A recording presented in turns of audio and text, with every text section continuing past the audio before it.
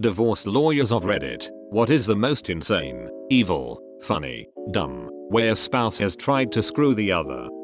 I work for a divorce attorney now, but the craziest thing came to my attention when I worked for the prosecuting attorney. This couple was breaking up and Mr. left the house. Mrs. went to work the next morning as usual. When she returned home in the evening, she found Mr. had been to the house and removed his clothing and belongings as she expected. What she didn't expect was that he had also gorilla glued her belongings together. He glued the TV remote to the table, the phone to its cradle, the couch pillows to the couch, and even glued the vacuum cleaner to the carpet. She called the police and reported this as property damage. The police went with her through the house, documenting dozens of items glued to various things, but for days she was discovering random things and she would call to amend or update her report. My GD oven mitts were glued to the wall, or he glued the effing sheets together in the linen closet. I've seen people do and say really awful things to each other, but that was diabolical.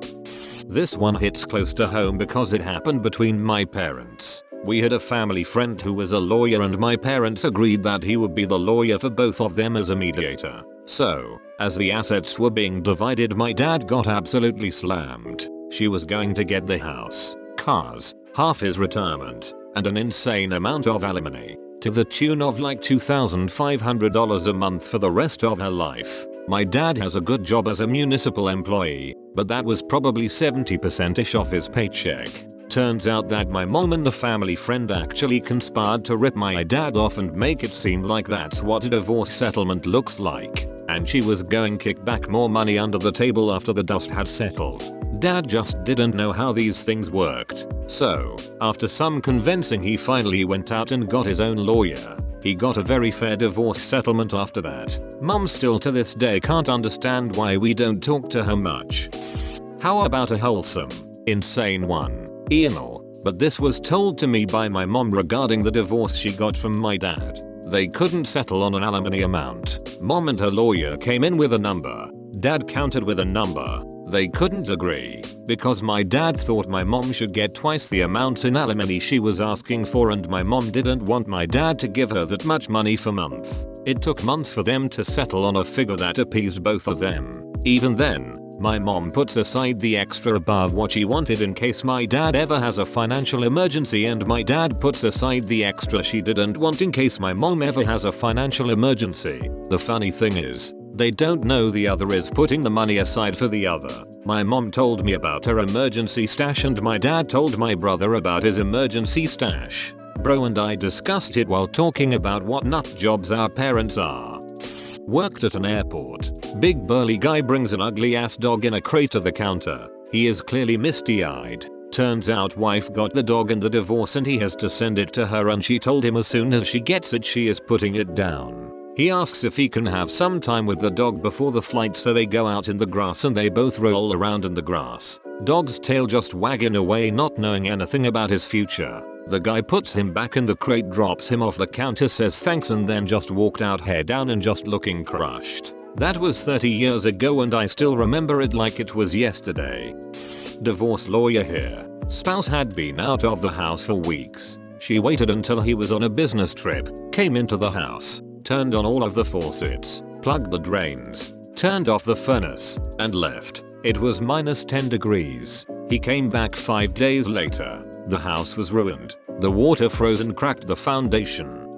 TL. Doctor, my client's spouse accused him of giving his deceased wife cancer. I represented a guy who was on his second marriage. His first wife passed away from cancer. He and his kids were obviously devastated. My client was a pretty sensitive guy with a big heart. His second wife could be very charming, which was why he fell for her, but it was all a facade. Anyway, to make a long story about a lengthy divorce short, my client met a very kind and affectionate woman during his case. They really hit it off and were basically engaged, even though his divorce was far from over. The fiancé started having health problems and was diagnosed with a form of terminal cancer. Somehow the second wife found out about this and tried to use the cancer diagnosis against my client in court. She developed this crazy theory that my client had killed his first wife by giving her cancer, and that he was doing the same thing to his fiancée, the second wife's attorney, who was quite good, refused to be a party to it. The attorney never addressed the argument in court and didn't even ask the second wife any questions about it during testimony. Rather,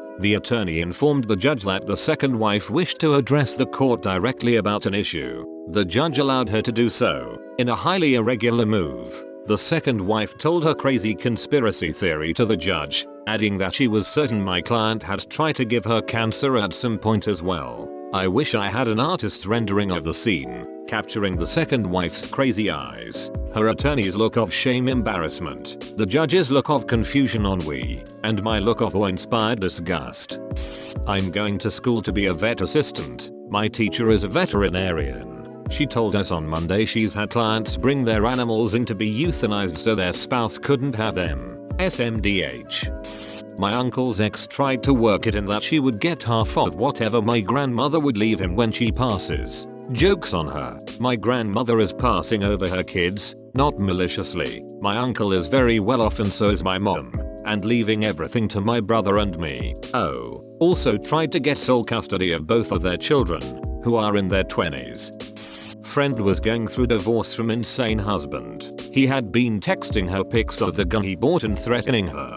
Police were called. Nothing they could do because it was only a picture. He was staying with a secret girlfriend at this point. She allowed him to go get his stuff from the house. She was scared to go back in the house alone. I went with her. First red flag was he had changed the locks. So we waited for locksmith to open the house and change the locks again. Well, when the door opens, we noticed all of the furniture was gone. So we carefully went upstairs in search of her cats. The entire second floor was empty. No cats, no furniture, even her clothes were gone. Come to find out he hired a moving company to pack and take everything, even the food in the fridge. Finally found the cats. He had taken them to another vet in town and put them up for boarding under his sister's name thinking she would not be able to find them. He was finally forced to disclose what happened to her possessions. He had them taken to a storage unit far away from the home.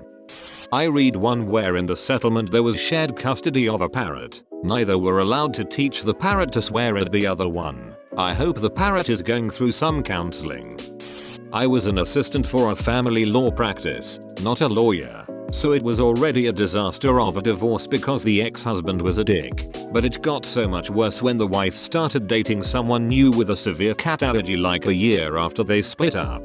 Her psycho ex bought a cat on his time with the kids, except he's not allowed pets at his apartment. He sends the kids back to their mom's house with the cat and all its stuff. Mom is pissed because she didn't want a cat at all, plus her boyfriend is crazy allergic. She calls us asking what to do because her kids are bawling saying that she can't get rid of their new sibling and she has the cat in the garage. Ex told kids if mommy loves you, she'll let you keep the cat since daddy is not allowed cats at his house.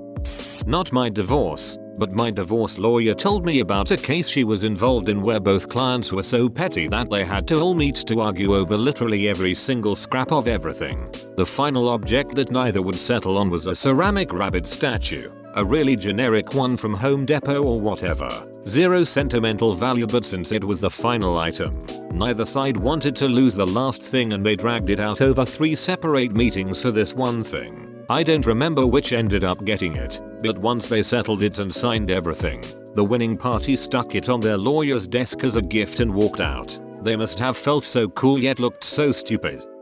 She accused her ex-husband of sexually molesting their children while under the watchful eye of the nationally endorsed social workers who oversaw his contact with them, which was only required because he didn't have his own private accommodation at the time. She also said that his Indian flatmates were inherently dirty. After the obviously false child molestation suggestion, I warned her of the consequences of being caught lying about that his permanent loss of custody. She fired me but kept calling back using fake names to try and obtain free advice which contradicted my advice. But everyone she called immediately spotted her. This was a long time ago and now I specialize in insurance litigation, which is far less ugly. Not a divorce lawyer, but remember this from another Reddit: husband and wife getting divorced. There was a classic car, Ferrari, Jaguar or something like that was worth a lot of money. It was a bone of contention in the divorce. After several months the husband finally proposes that he will let her have the car if she gives him the house. She agrees. Come to find out he had been taking the car out every day and doing loops around the city for hours, putting thousands of miles on it, making it worth nothing. I see a lot of unsubstantiated accusations of child abuse and or molestation to deteriorate the relationship between dad and the kids. And we'll hire experts and therapists and there will be an investigation. We'll have depositions and a trial. And after a year has passed without dad being allowed to see his children and thousands of dollars have been spent, it will come out that nothing happened. This happens in my practice about once or twice a year. Very common.